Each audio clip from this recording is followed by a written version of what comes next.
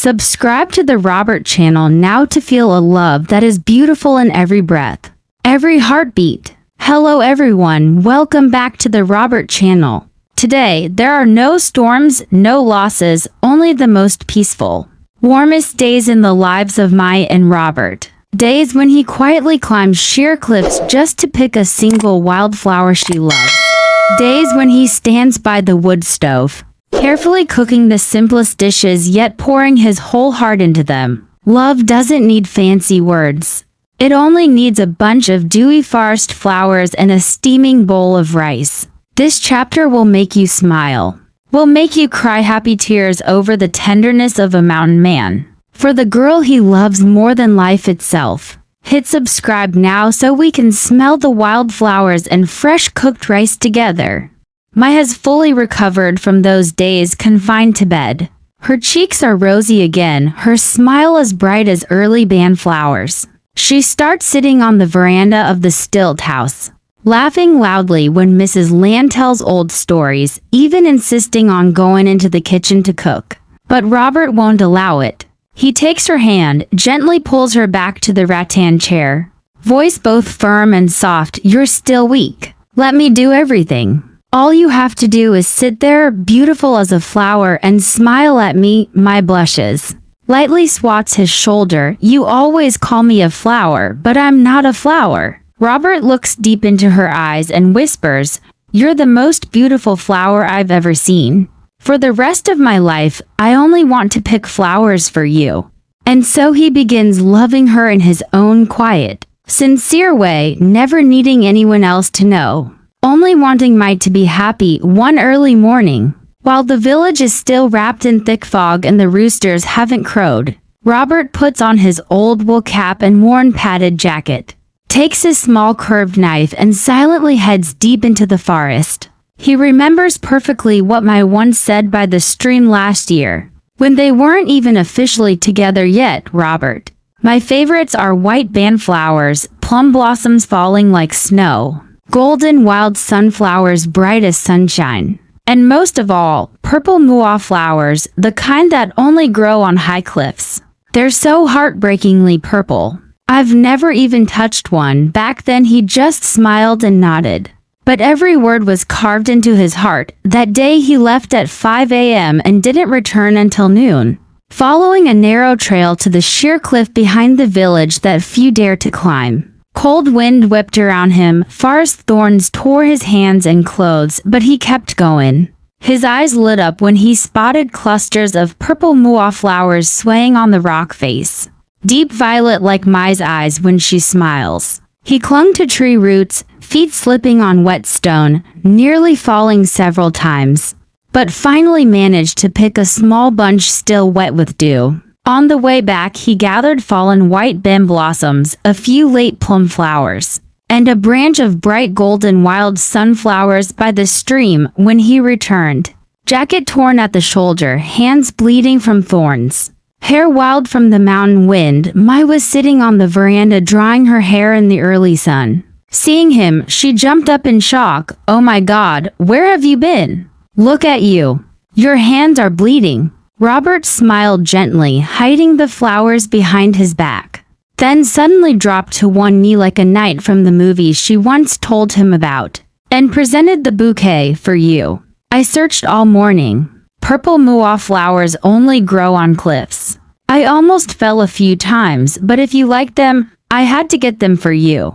Mai took the flowers with trembling hands, tears falling onto the dewy purple petals. "Robert, you climbed a cliff just to pick flowers for me? Do you know how dangerous that was?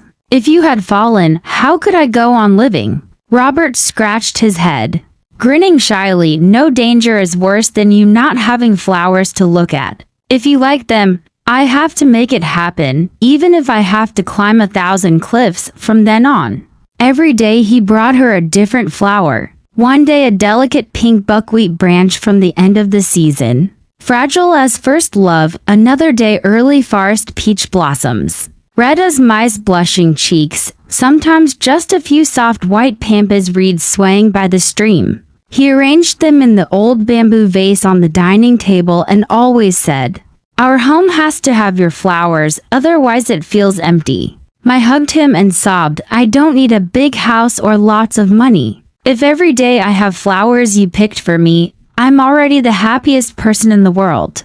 But Robert's love didn't stop at flowers. He put his whole heart into the kitchen, cooking the simplest meals yet filling them with an ocean of love. Every morning before the sun rose, he was up tending the wood fire, making rice porridge with scallions and salted egg. The dish my once said tastes like childhood. Like sitting with Mom Heen by the stove, he used freshly laid farm eggs. Homegrown scallions, salted eggs he cured himself a month ago, and a little fresh ginger for warmth. The pot bubbled softly, its sweeter aroma filling the whole stilt house. He fanned it cool with a palm leaf fan, ladled it into a bowl, blew on each spoonful, and fed her in bed, open wide. It's hot. The salted egg is rich and savory. I ate with sparkling eyes, honey. This is even better than Mom's. How did you learn to cook like this? Robert smiled, wiping the sweat from her forehead. I learned from you. From every story you told me about her. At noon he made bamboo tube rice with grilled chicken seasoned with forest peppercorns. The Northwest specialty I adored. He chose a plump home-raised chicken, cleaned it himself, rubbed it with peppercorns he picked the week before, and grilled it over glowing coals until the skin was golden and crisp. The sticky rice was wrapped in bamboo tubes and cooked beside the fire. The fragrance drifted through the whole village, making even Mrs. Land poke her head out. He broke off pieces of tube rice, pulled the chicken apart no bones, dipped it in green chili salt and fed her. Eat up. The peppercorns are fragrant and good for coughs. Eat a lot so you get strong. I ate with tears rolling down. You even remember I used to cough a lot. You cooked your love right into this, didn't you? Robert blushed and scratched his head. Yeah. If I cooked it bland you wouldn't eat, so I made it salty with love. In the evenings, when cold wind blew through the stilt house roof, he made sour bamboo shoot hot pot with stream fish. The dish I said tastes like the whole village. He dug fresh bamboo shoots himself, caught the fish at dawn while mist still covered the water. The hot pot bubbled on the central fire, steam rising high. He put vegetables, fish, and shoots into her bowl first, never forgetting to remind her, eat more fish, it's good for your blood. Tomorrow morning I'll catch more. I looked at him through the steam and whispered, you cook better than any chef. I don't want to eat anywhere else. I only want your cooking for the rest of my life. On especially cold days he made something simple, a bowl of egg noodles with farm eggs, scallions, black pepper, and a drizzle of the sesame oil Mrs. Land gave him. But he peeled the eggs himself, chopped the scallions tiny, cooled each strand of noodle with his breath and fed her. Simple today. But I want you to eat it while it's hot, so your stomach stays warm and the cough stays away. After she finished, I threw her arms around his neck and cried, I don't need fancy delicacies or restaurants. Just a bowl of your noodles and I already have the whole world. Besides flowers and food, Robert did countless little things that melted Mai's heart. Every morning before she woke, he quietly picked the smallest, prettiest flower and tucked it into her hair so she'd smile when she looked in the mirror. Every night he boiled forest herbs for her to inhale the steam, sat behind her massaging her shoulders, whispering, tell me where it hurts. I'll rub it. He cut his old padded jacket into a scarf, clumsily embroidered Mai in red thread, wrapped it around her neck and said, don't get cold again. I never want you sick. He carved a bracelet from ironwood, engraved tiny letters only visible up close, Robert. Mai, forever. Whenever she coughed even slightly, he ran to the garden, picked mint leaves, chewed them soft, and fed them to her. Swallow, it's bitter but it stops the cough fast. I chewed it for you. One afternoon, as golden sunlight stretched across the terraced fields, Mai quietly walked to the back garden and was stunned to see Robert carefully planting a small row of purple mua seedlings along the fence. He had carried soil down from the cliff, fertilized it with chicken manure, watered it with an old plastic bottle, and was whispering to the tiny plants, "Grow fast, okay? So next year Mai will have a whole garden of purple flowers and I won't have to climb cliffs anymore." Mai stood behind him, tears streaming, voice breaking. You're really planting mua flowers for me? You do so much. How can I ever repay you?" Robert turned, panicked when he saw her crying, and ran to hug her. "Repay? There's nothing to repay.